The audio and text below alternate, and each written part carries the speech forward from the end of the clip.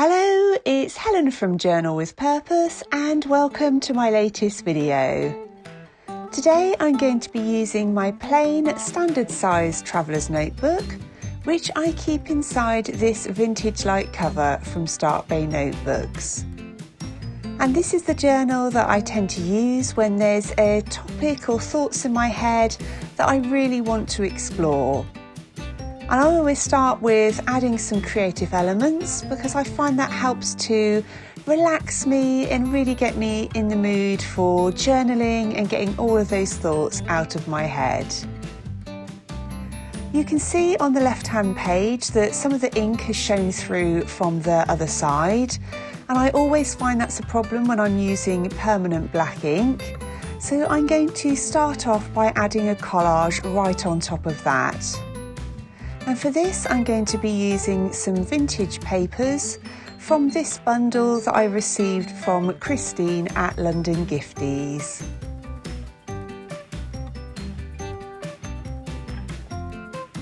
I don't tend to worry too much about things showing through the page because usually by the time you've written on top of it or added some stickers or decoration, you can hardly notice it. But I did think that that one was a bit obvious, so a small collage seemed the perfect way to go. So I'm just ripping up some different pieces of paper in those green tickets, and I'm sticking them down using Pritt Stick.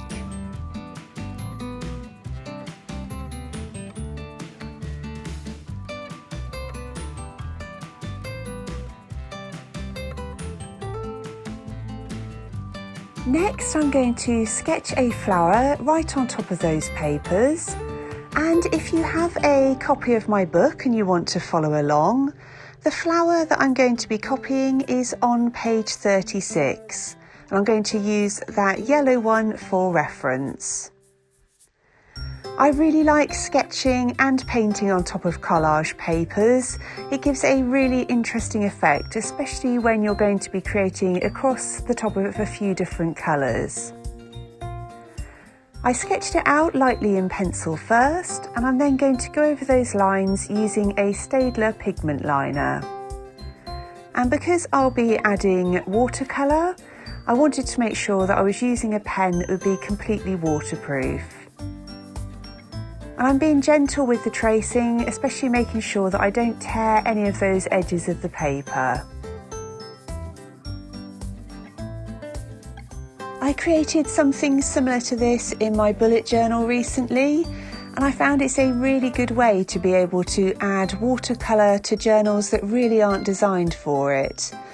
This insert holds up to watercolour really well. It does make the paper crinkly, but I don't have any problems with that at all. But my bullet journal really isn't designed for watercolour, so it's a lovely way just to play around with some different mediums. Now that all of the design is completed, I'm going to start adding my watercolour. And I'm using a tin of paints from London Gifties. I've got my colour swatch chart so I can check which colours I want to use. And the brushes I'm using are from Skoda. I'm starting off by adding this pink colour, and I'll also be adding a darker red on top, just to give a bit of interest to each of the petals. And I'm just letting those two different colours run together and adding a little bit more of the darker red near the centre.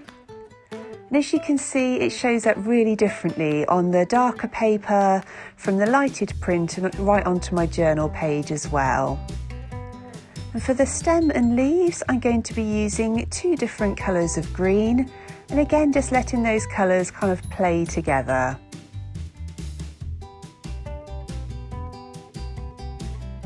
Once the paint had completely dried, I decided to add a really thin strip of washi tape. And I'm going to be using one from my Thoughts on Travel product range. I like to try and keep odd numbers when I'm putting kind of collage or any journal pages together. And just adding that fifth element, just for some reason to me, kind of balances that out.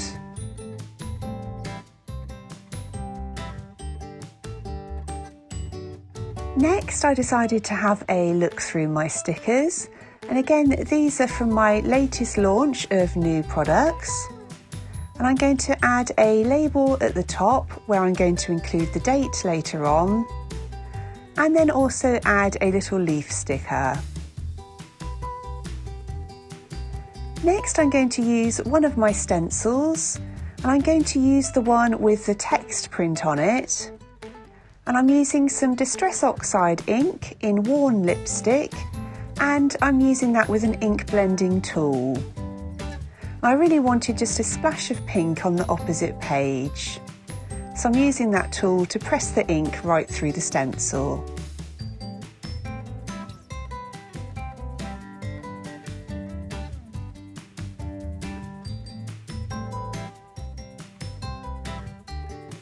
I'm really happy with how that's looking. I always like to just try and balance out the colours a little bit.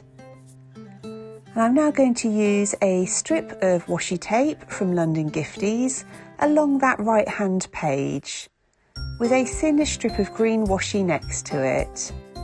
And again, I feel that helps to balance in with the green of the leaves and stem on the other page.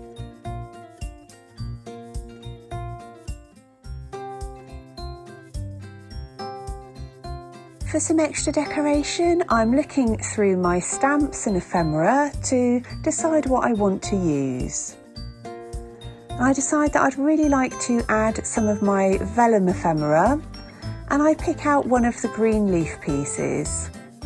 And to stick this down, again I just use some Pritt stick.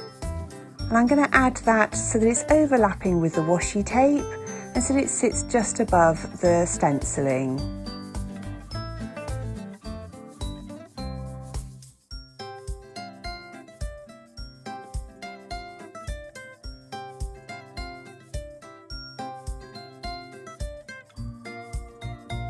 I then decided to use a stamp from my adventure stamp set, and I picked the one that says yes to new adventures. And I'm going to mount that stamp onto an acrylic block and use some black ink. I'm then going to add a little colour inside the word that says yes, using a green zebra mild liner brush pen.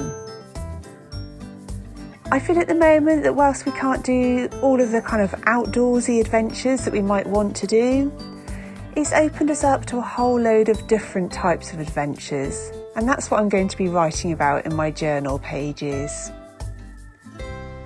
I'm now using my pigment liner to draw a border around my pages. I'm just drawing a simple line all the way around the outside and then adding 2 dashes all the way along. I really like adding a border to my journal pages. I think it makes them look a little bit more complete somehow. I'm now moving on to my journal writing, and for this I'm using a black Muji gel pen. As I mentioned, I've been thinking a lot about new kinds of adventures. We've been forced into change, and with that it's given me a bit of time to think and reflect about what I want to still be part of my life once this is hopefully all over, and what kind of changes that I want to make. So I'm just writing down all of my thoughts and feelings about this.